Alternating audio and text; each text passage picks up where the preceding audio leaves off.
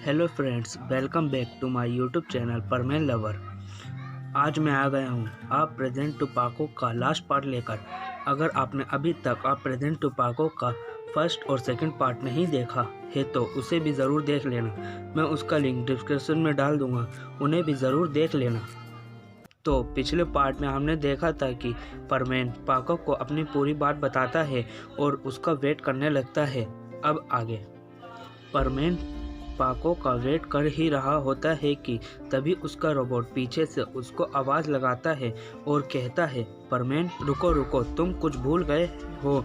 फिर परमेन वापस आता है और रोबोट से पूछता है, हाँ रोबोट, क्या कह रहे हो। रोबोट कहता है, ये लो। रोबोट उसको पाको का प्रेजेंट देता है और कहता है कि जब तुम अपनी ड्यूटी ख़त्म कर लो तो ये प्रेजेंट पाको को दे देना। मिस्सो कहता है, ठीक है रोबोट, ये मैं पाको को दे दूँगा। तो सीन अब सुमेरे के घर पर आता है। हम लोग देखते हैं कि सुमेरे की रोबोट सुमेरे को समझा रही होती है कि तुम परमेन के पास जाना चाहिए, उसे तुम्हारी ज़रूरत है। सुमेरे कहती है, नहीं, मुझे नहीं जाना परमेन की मदद करने, वो खुद देख लेगा, उसे मेरी ज़रूरत नहीं है, मैं नहीं जाना चाहती हूँ।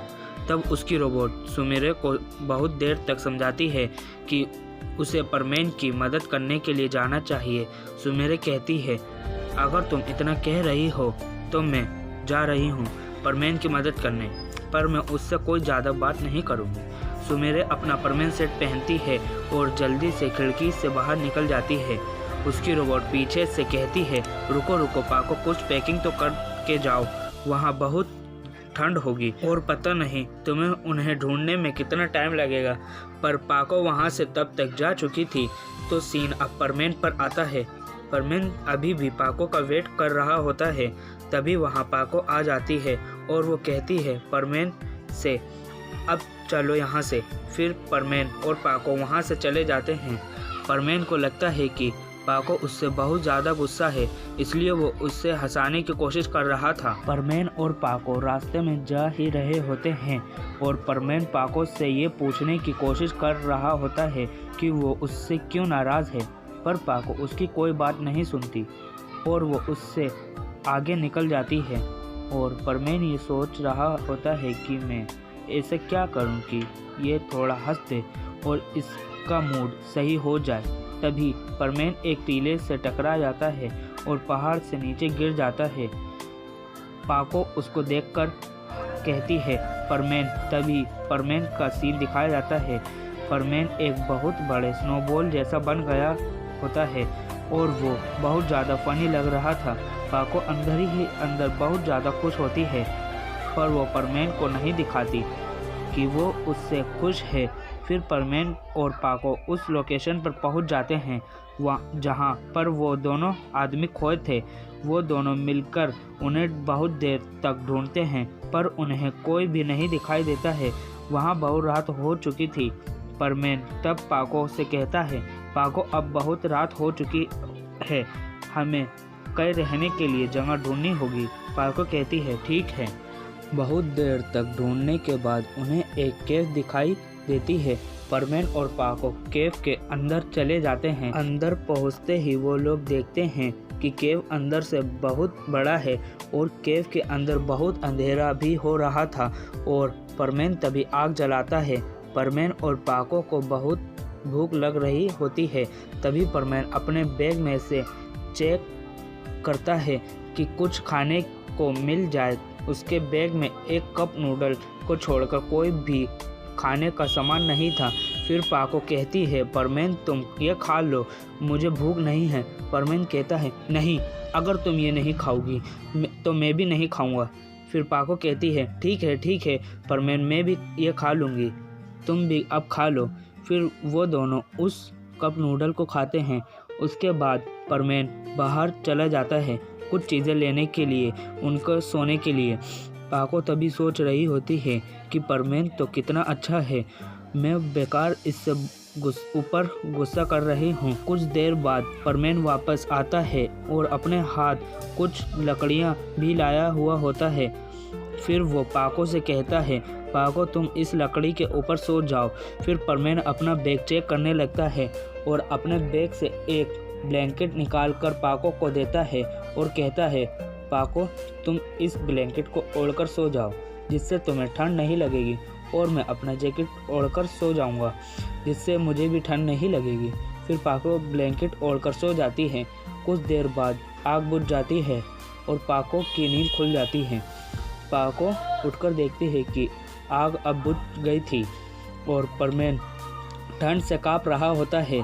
फिर पाको परमेन के पास चली जाती है और परमेन के ऊपर उसका ब्लैंकेट डाल देती है, और जैसे ही पाको वहां से जाने वाली होती है, परमेन पाको का हाथ पकड़ लेता है और कहता है, अगर तुम ये ब्लैंकेट मुझे दे दोगी तो तुम्हें बहुत ठंड लगेगी।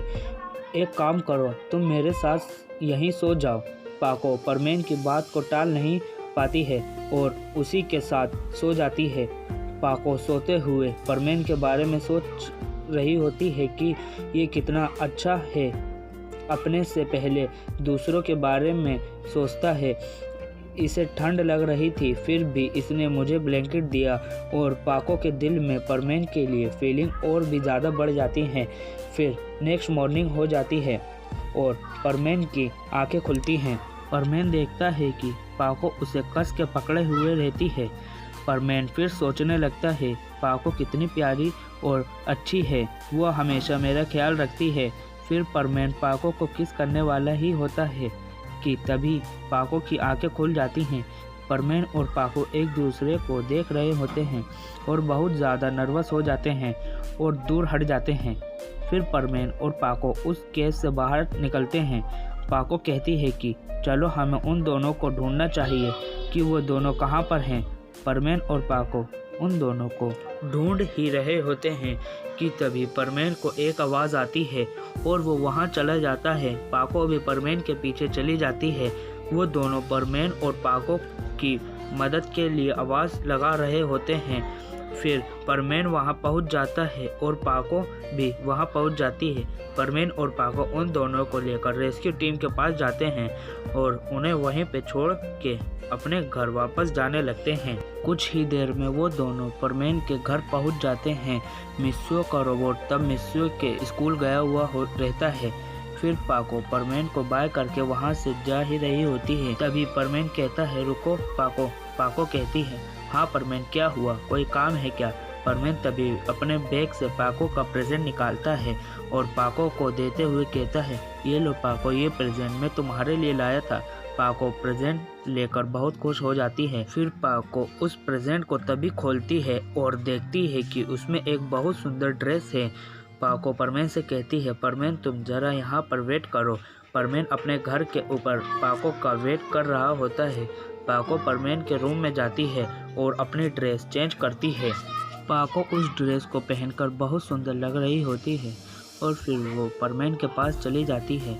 परमेन पाको को देखकर कहता है, वाह पाको, तुम बहुत सुंदर लग रही हो इस ड्रेस को पहनकर। ये सुनकर पाको बहुत ज़्यादा खुश हो जाती है और परमेन को गले लगा लेती है। फिर पाको परमेन के गाल पर एक किस कर लेती है, जिससे परमेन बहुत ज़्यादा शर्मा जाता है। तो गाइस इस एपिसोड का यहीं पे एंड होता है। गाइस मुझे पता है मैंने थर्ड पार्ट लाने में बहुत टाइम लगाया है। मैं नेक्स्ट एपिसोड लाने की जल्द से जल्द कोशिश करूँगा। तो वीडियो कैसी लगी हो कमेंट करके ज़रूर बताना। And goodbye, happy ending.